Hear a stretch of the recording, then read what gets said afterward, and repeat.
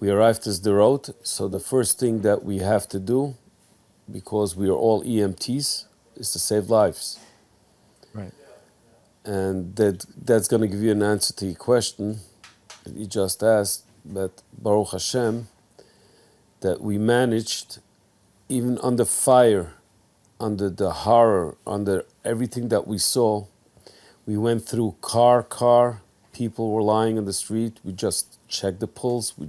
And we saved, I think it was 16 or 17 people that we saved. We gave them first aid, load them up in my car, took them to the field hospital that was in the entrance of Sderot, dropped them, went back again because there was no ambulances. Ambulances were attacked. There's 2 ambulances that received RPG and they were out. They couldn't, and it was like it's a sudden attack and you're not ready for it. So whatever you can use, that's what you're gonna use. So you use my personal car to transfer injured people, all of them with gunshot wounds.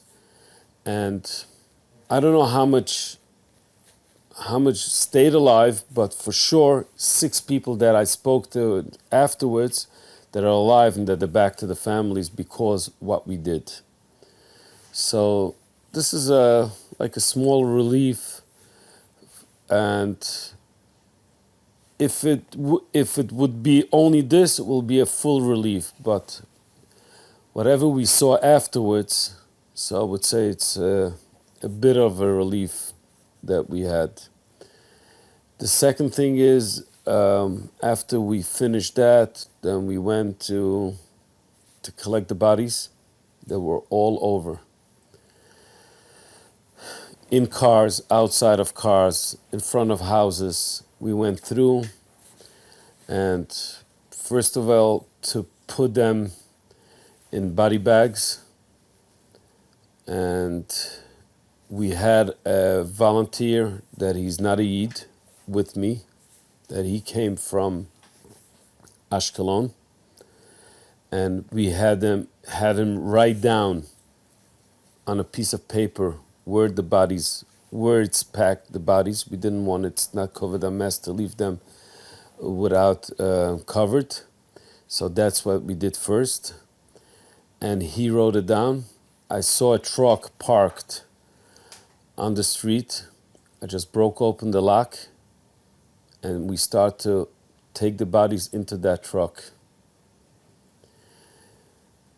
And when you started saying, when you see that 10, 20, 30, 40 bodies, more than 40 bodies that you just picking up and putting into a truck, it's a nightmare. Never thought, 33 years in ZAKA, I would say we saw everything.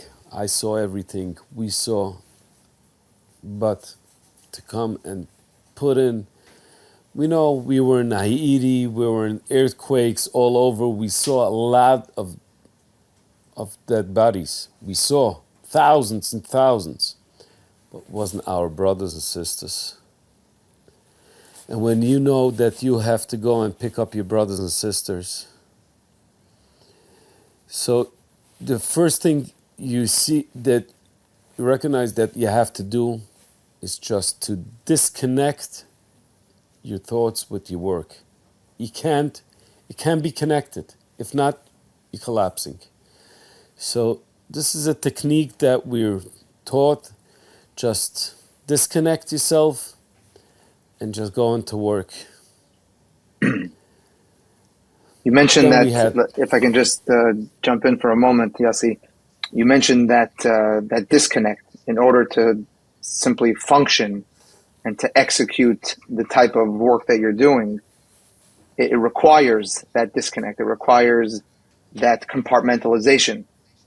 And I'm wondering, when I heard you share that you don't even know where the shelter is in your house, because if the shelter is relevant, then you're on the front lines. And I'm wondering, where is your shelter? From where do you draw the strength that you need to do this type of work? Where can you go for your shelter? So some people will say, and I will agree with them that I'm crazy. Okay, that's my opinion, but the others' opinion is because of the help of Klal Yisrael, of the support. That gives us the strength to go and do this holy work that has to be done. Because we know what happened before we had this, before we did it, and we know what's happening in the world, that we are handling those cases, and we saw what happened by COVID. When people died, they couldn't even get to Kever Yisrael. We had it not in New York, not in Israel, but in Thailand. We had cases over there that they just burned the people and they never got to Kever Yisrael because, so we know the heart feeling for the families and for the cover the mess. So we're there to do it till the end. We're not going to give up, even though it cost us by physically and mentally problems. And I would say we had volunteers that had to go into the hospital because they couldn't function, they collapsed. We have volunteers that they can't come home, and they have children, they can look at the children, they cannot hug the children. And for me personally, it was very hard, and it's still hard. I couldn't look at my grandchildren till now. It was the last Shabbos that I was able to look in a child in his face. I couldn't look in a child in his face, any child, because we saw what those children suffered and how they were attacked and how they were brutally attacked and what they went through. Children in front of the parents and parents in front of the children. Babies. When we come, you see two piles of children from the age to 13 to 18, the hands tied in the back, and not even killed but burnt alive. And you have to go and separate those bodies. And I hope that not 99% but 100% of your audience never saw that, the kind of work to separate burned bodies. What kind of job is that?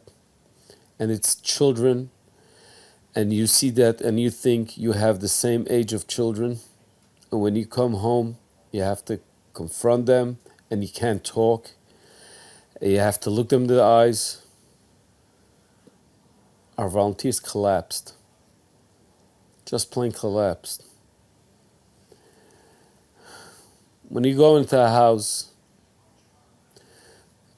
first of all, we got a mission for removing the bodies by the festival. And I just want to give you an example what it means, the holiness of our volunteers and what kind of work they confronted.